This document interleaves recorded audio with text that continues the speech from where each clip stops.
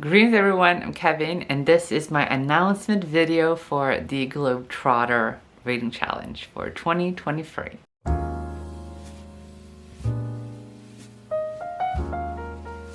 I felt it was a little fitting that I wore this shirt, not that you can see it, but it has the pyramids on it and space. I love this shirt. Last March, I had the Globetrotter-a-thon, which was a lot of fun. It was a month-long readathon, and this year it's not going to be that same way. But the way that this is going to work is that for each month of 2023, we're going to read one part of the world, basically. It's not more complicated than that. And for January, we're going to start in South America. So it looks like this, basically the plan. So you have the month and then the place in the world. So as I said, January we have South America. I decided to, looking at the world map, go from the bottom of the left side and then up and kind of move that kind of way so that it made sense from a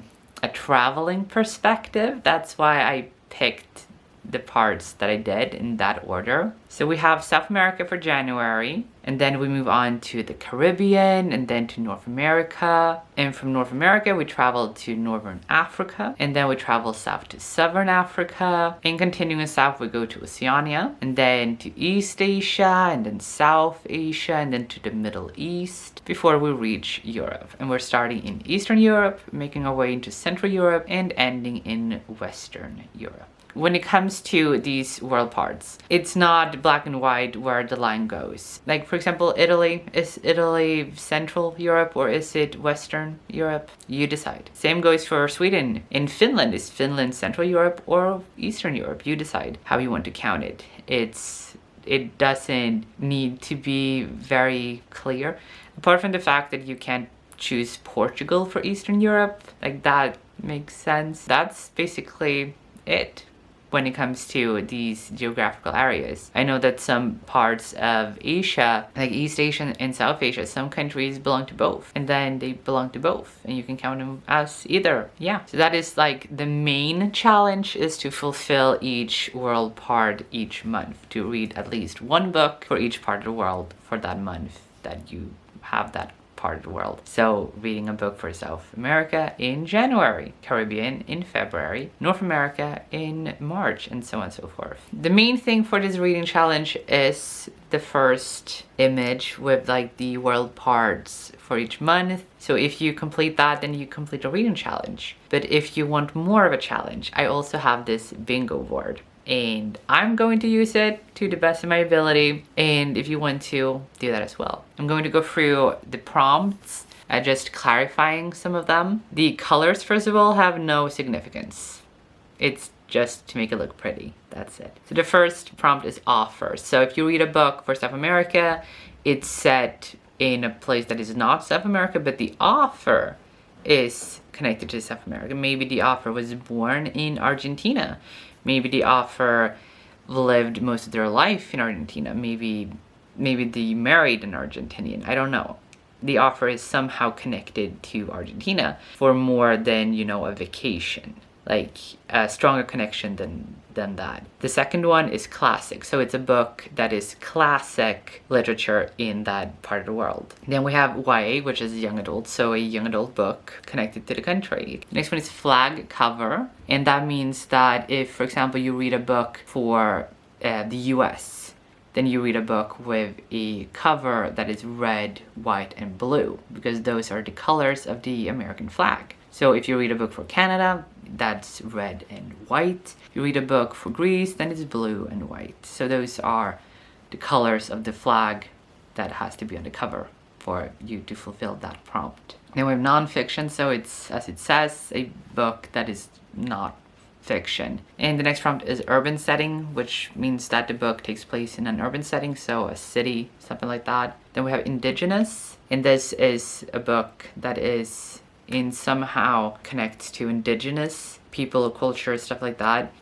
of the present or the past. So if you read a book that involves indigenous people that are no longer with us, and when I say it like that, I don't mean a specific person, an indigenous person who is dead. I mean an indigenous tribe or something like that that does not exist today. That counts. And if you read a book like in historical fiction with one of those tribes, that counts as indigenous. Then we have character. So the character is connected to the world, part of the world that we're in for the month. Then we have travel. So it's a book that includes travel. So for example, for South America, if you read a book that starts in Argentina and ends up in Brazil, that's traveling. Or if it's, you know, a character who goes to school in Sao Paulo and then goes to Rio de Janeiro, excuse my pronunciation, then that counts as traveling as well. Even if it's inside a country, it's traveling.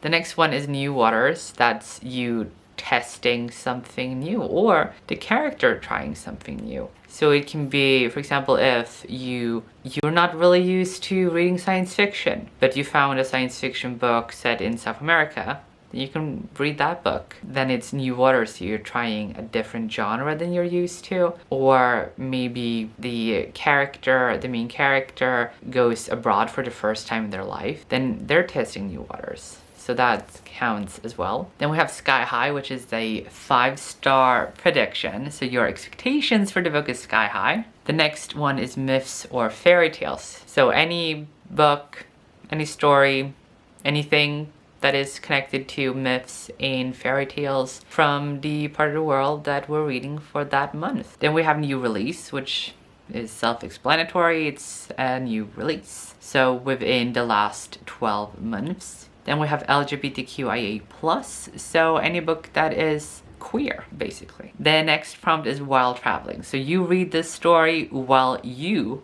are traveling. The next prompt is recent travel. So if your most recent travel is to the beach, then you read a book that is set near a beach or at the beach or something like that.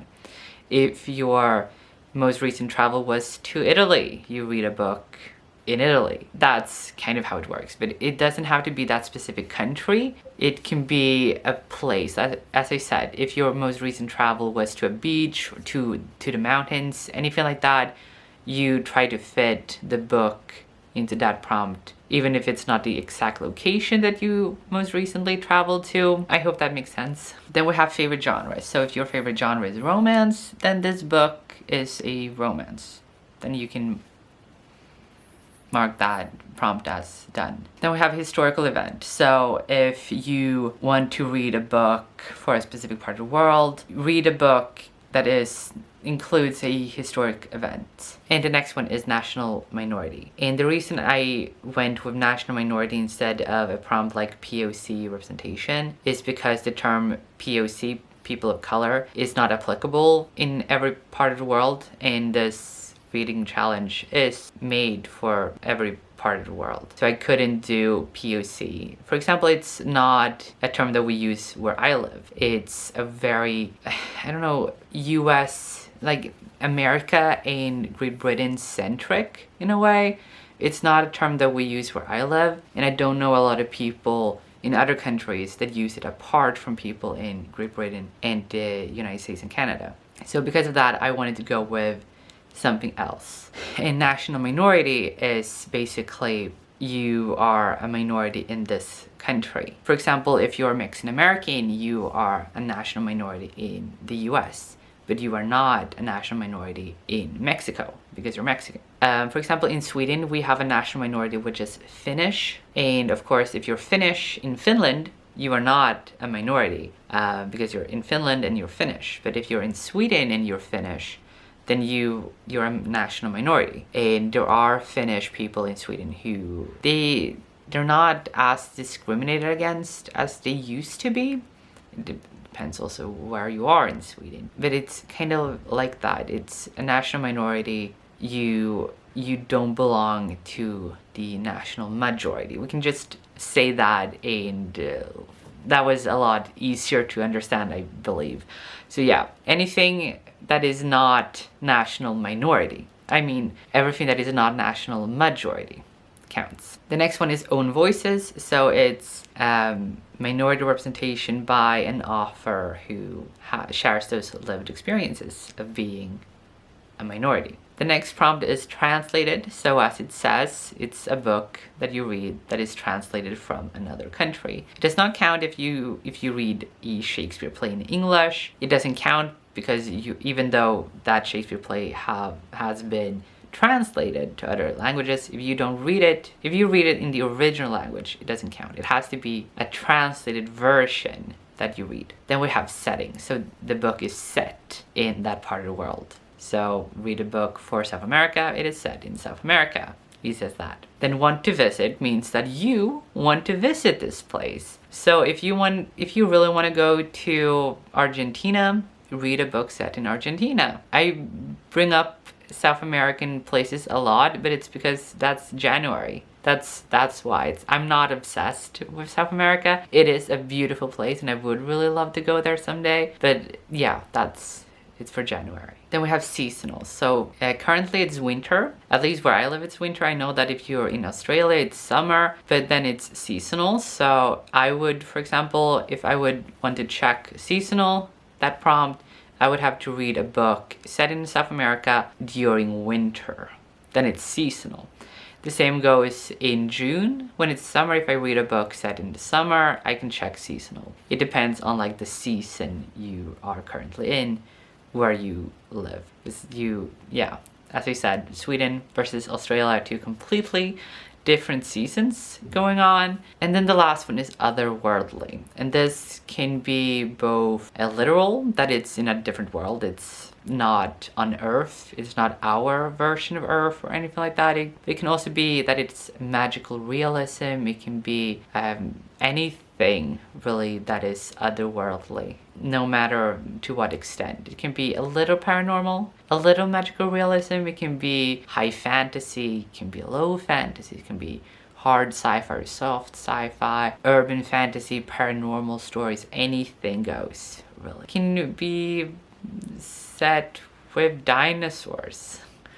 Everything that is not 100% our current world. But yeah, so that is the announcement for the Globetrotter Reading Challenge for 2023. Please let me know what your thoughts are.